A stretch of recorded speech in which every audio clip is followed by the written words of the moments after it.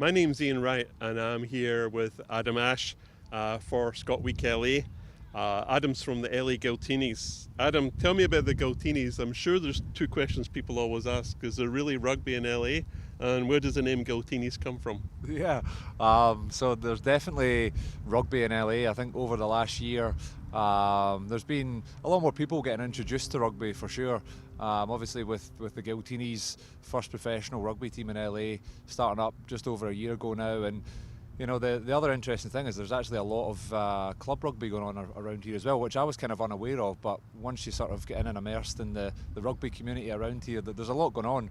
But yeah, the Giltinis, I guess, a rugby team named after a cocktail.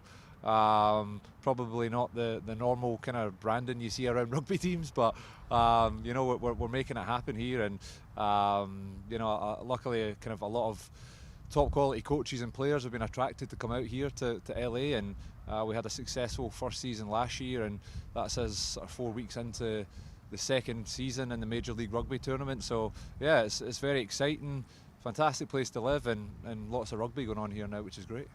And if I'm right, you grew up in Livingston. That's quite a journey from Livingston to LA. Tell me about your rugby journey here. Yeah, so I was born in Livingston, stayed in Linlithgow up until I was about 5 years old, and then moved a little bit more sort of inland from there to a little village called Alva, where I kind of grew up, spent most of my childhood there. You know, when I was sort of 5-6 years old, got into rugby. My older brother was playing. My dad took me down to the local rugby club. And you know, I just remember the cold, frosty mornings, running around and having fun with mates, and you know that's kind of where it started for me at Hillfoot's Rugby Club.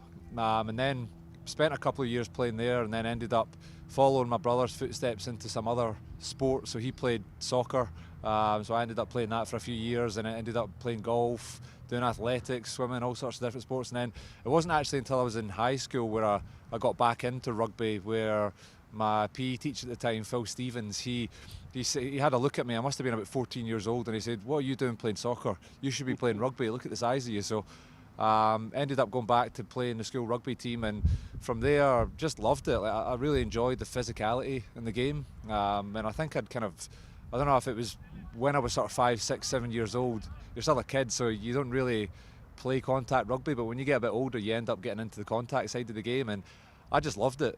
So that was really the sort of sticking point that made me stick with the game, and all the other sports kind of went to the wayside at that point, and that led me to sort of go on and play for Stirling County, who were the bigger local club in that area, and then eventually after a couple of years sort of made some Scotland age grade teams, and then when I left high school got my first academy contract at Glasgow Warriors, and then from there it was kind of into the pro game. And we thank you for your service with the Scotland team, and Glasgow Warriors are my second favourite team now. But growing up, who were your heroes in Scottish rugby? So one of my heroes growing up, sort of following rugby, one of them was actually Johnny Beattie. So Johnny Beattie Junior, not senior. Mm-hmm. He was playing at Glasgow at the time, just sort of when I left high school, and then it was a little bit mesmerising. First day turning up to Glasgow Warriors, leaving high school, in the academy, and you know you're training alongside these guys. So you know people like Richie Gray, Johnny Beattie, John Barclay, you know guys that you grow up watching. You know you end up stepping in and training alongside, and eventually playing alongside one day. So you know those guys are you know some of them not long retired now. Richie Gray still playing at Glasgow. Mm-hmm. So you know it was great to have sort of role models like that growing up, and following them, and then being able to play alongside them was really cool. That's great, because we share heroes as well as favourite rugby teams. It's different playing here in America from playing in the UK. What's the big differences you see playing here as opposed to playing in Scotland? Yeah, I think the big difference is probably the length of the season. So our season here only lasts 6 months, and then you literally have another 6 months off.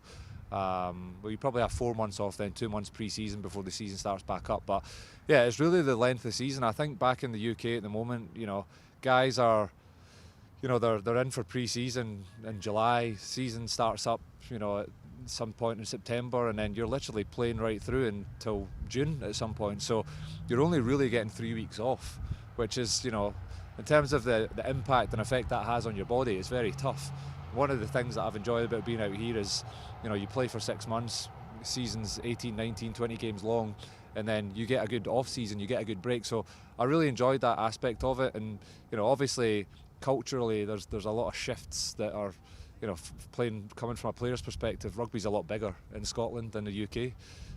You tend to have slightly bigger crowds and there's more interest in the game, and that's probably not the case here at the moment. There's less people that are following rugby, but it's slowly grown, and for me that's actually a really enjoyable part of being out here, is growing that and actually getting out there, speaking to people, getting out into the rugby community and trying to grow our game. And there's no doubt about it, so far the American people who have come along and watched our game, who might have had a slight insight to rugby or watched it before, have loved it. They love the physicality, they love the contact, the big hits, the all action for 80 minutes. Similar to football in terms of the contact, but I guess it's a bit more stop start. So yeah, it's been amazing, like, to really see how the game has grown out here just in the last year. There's obviously a long way to go, but I think rugby can really grow out here.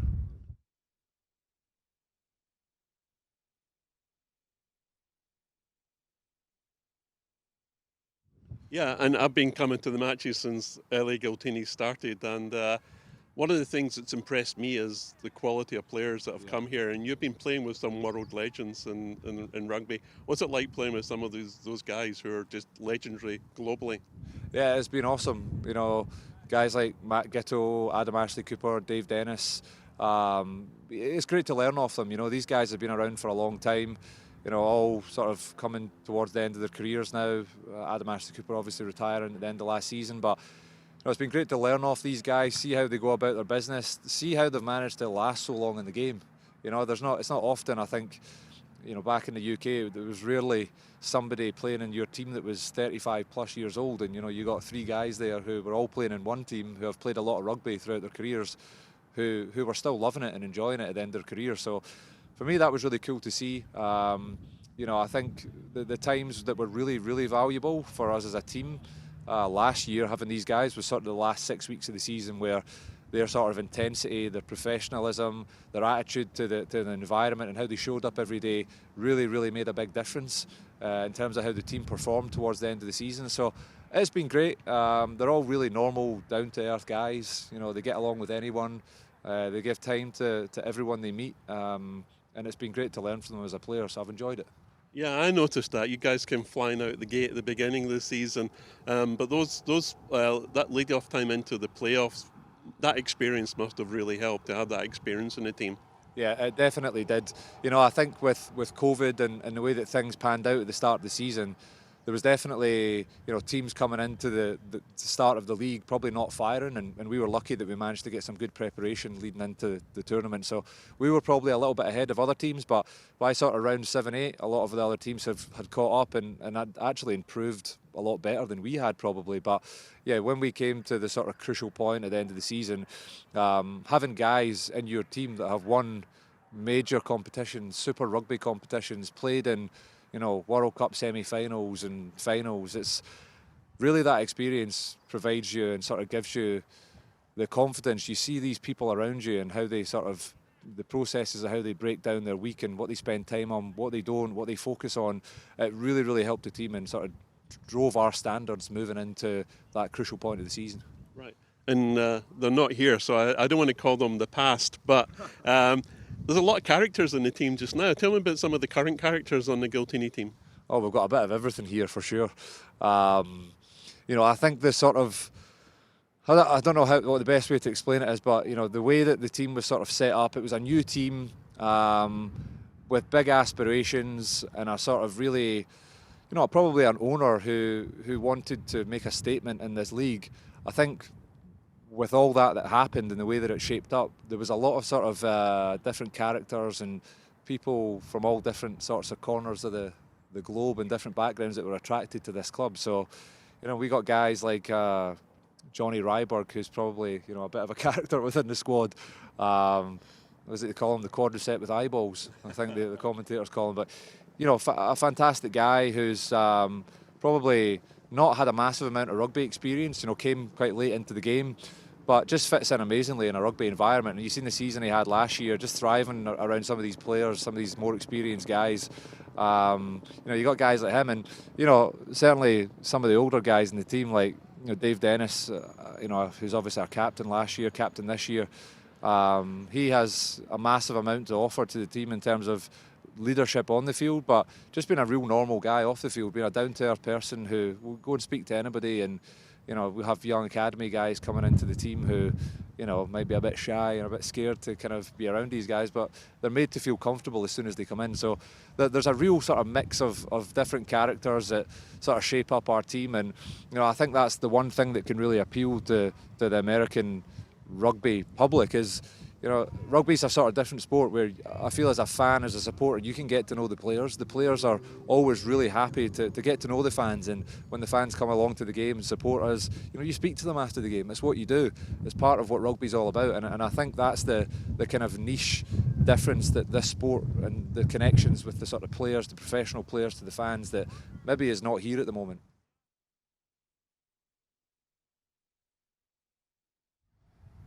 Yeah, and Mr. Ryberg is not built like your typical wing. He's a powerful force. But I'm glad you mentioned the diversity of players, but the diversity in the crowd is something which has really impressed me about LA, especially when you play the music at halftime and everything else. I think that's given LA rugby a real different character from maybe some of the other rugby teams. And some of those established teams have been around for a while, playing US rugby. What was their reception for you when the LA Giltinis came on the scene?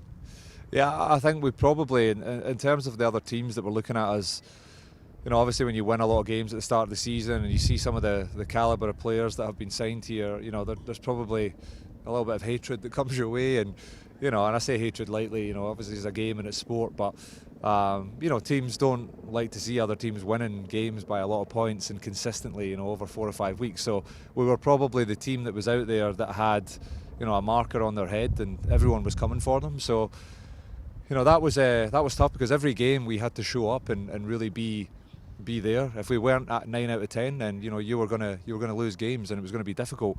But yeah, I think one of the things that's really great about this club is that the vision the club has, from the GM to the coaches, the players to the owner, it's all about, I think, expressing yourself and being able to be yourself. And I think that comes across on social media. If you look at our social media page, there's all sorts of different stuff out there. And, other teams might hate it. There's a bit of that, definitely that goes on. And it's all part of the game. We're trying to grow the game here. And in order to grow the game, I think one of the best ways of doing that is by showing the players' personalities, getting the players out there and, tell people about what you like, what you don't like, and really show yourself. And I think that builds that connection between, again, just like we mentioned, the people that are coming along to watch and also the players and sort of building that connection. So yeah, I was lucky enough I was injured for the final, so didn't play, but was fortunate enough to throw the sort of halftime party with me DJing on the field with MC Glenn Bryce, who he was on the microphone. Fat Man Scoot was there as well, and we played some music. I was mixing the tunes and they were on the mic giving it the big one. So that was fun, and I think the crowd enjoyed it. We were looking at that as like, half time, let's get the crowd pumped up for the second half, the boys will come back out, the crowd will be firing with energy. But yeah, that was an awesome experience, something that I definitely can say I didn't get the opportunity to do back in the UK, but being out here and just with the vision of the club and the way that things are ran here, that opportunity presented itself, which was amazing. I absolutely loved it.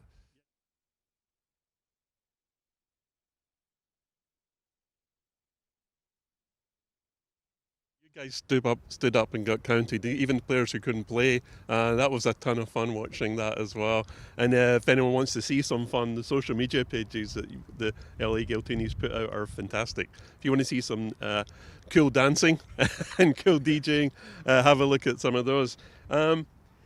We talked about US rugby. What are your expectations and hopes for US rugby moving forward? Is it really going to take off? It's been the great hope that everyone's had. Do you really see a big chance for it now? Absolutely. I mean, I don't think there's much doubt in my mind as to the fact that the game's going to grow here. It's going to take time. When you look at the MLS league, that's been probably 10, 12 years now since that started up, maybe more. And, these teams, LA Galaxy, they're able to, fill out sort of sometimes 25, 30,000 people in their stadium, which is awesome. I've actually got another Scottish friend who's over here at the moment, and he's going to the LA Galaxy game on Saturday, I think it is. So yeah, I've got no doubts about it. The interest in rugby's picking up. the professional teams that are now set up in most major US cities are getting out into the local communities. They're getting in touch with those amateur clubs that are there and sort of growing the game at the grassroots level, and I think that's massively important. But yeah, I think that the big thing that is really attractive about rugby is it's a short game, it's an intense game, it's all action for 80 minutes, and you know the rules take a little bit of time to get your head round, there's no doubt about that. But once you start to click and get a feel for it, it's a game that is it's an amazing game to watch. There's everything. There's speed, there's physicality, there's strength, there's power. You need to be fit. There's the technical side of the game and the line out and the maul. So it really is an all-encompassing game when it comes to sort of all different aspects of physical training and physical sort of strength. So yeah, I think it will grow. I do. You know, it's going to take time, but it will. And a game for all sizes as well, which makes it attractive. Yeah, totally. They say there's a position on the rugby field for all sorts of different shape and size. So if you're a small guy, you're probably going to play scrum half. If you're maybe a bit heavier, you might play in the front row, heavier and strong. Are you looking at me? Not at all. No, I can see you being a fly half, maybe. You know, some brains. But I think there really is a position for everybody, and that's the amazing thing about the game. You know, it's all inclusive. Which is fantastic. You know, it really does attract people from all sorts of different backgrounds, all sorts of different sports. You know, all sorts of different cultures. It's a really great thing about the game. And I know you're really enjoying your life here, but are you missing anything about Scotland? Yeah, I miss the people. I lived in Glasgow for the last 8 years. I miss the city. I don't miss the weather, but I miss being out in the city and being at sort of even the Friday night lights at Scotstoun. With Glasgow Warriors, that's a special moment to enjoy. And yeah, I miss family. There's no doubt is that. My family still live in Alva, mum and dad there. Got my sister who's travelling around. She's over these ways now. She's actually working on a cruise liner, performing. My brother's back there, so he's got a couple of young kids. So you miss the kids, you miss being around family. But you know what? It's been a great first year here. It's been 14 months. My wife and I have been out here. We love it. We're living by the beach. You're training. You're waking up playing rugby in the sunshine most days. What's not to love? Ideally, we can be here for a little bit longer and enjoy more of what LA's got to offer. Well, it's been great talking to you, Adam. One last question. Any message for anyone watching this in Scotland, a rugby player who's thinking, I might want a bit of sunshine? Is there hope for them to come to America and play rugby as well? Absolutely, and certainly for players that are American qualified or have a parent or a mum or a dad or a grandparent that's qualified or has come from the USA or anything like that, there's definitely a really realistic opportunity for you to go over here and get involved, and also for the national team as well. Obviously coming from Scotland, from the UK, there's a much more kind of a foundational rugby game going on. There's a lot of people playing, a lot of youngsters playing. So if you're one of these people, then definitely look into it. Get in touch with some of the teams over here. Maybe you can come over. But certainly for some professional players that have maybe played at the higher levels, the standard of the game is picking up here. I would probably compare the MLR standard to maybe the league that I played in, the Pro 14 it was called at the time.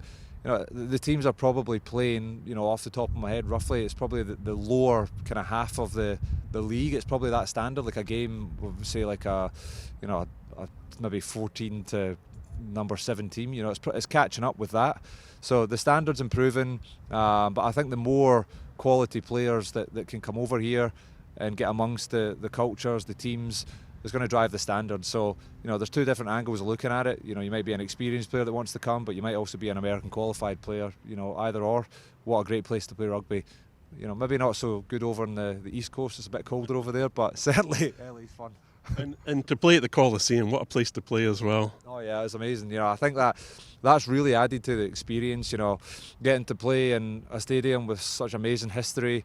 We're obviously not filling it up to the capacity that we maybe could at the moment, but even I think it was 8,000 fans at the final. It seemed like a lot more than that, and what an amazing place to be playing professional sport, and certainly for the fans to come along and enjoy it and everything that the Coliseum has to offer. It's an amazing stadium and a great experience. It's a different experience to what you would get at rugby in the UK or elsewhere.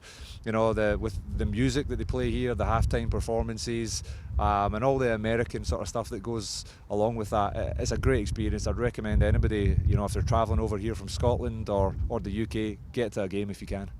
Yeah, well, Adam, thank you very much. And I'll just say for anyone in the LA area, I've been to a lot of Giltinis games. Come along, find out what it's about. I guarantee you'll have a great time. And that just remains for me to say thank you very much, Adam. It's been a great pleasure talking to you. No problem. Great to chat.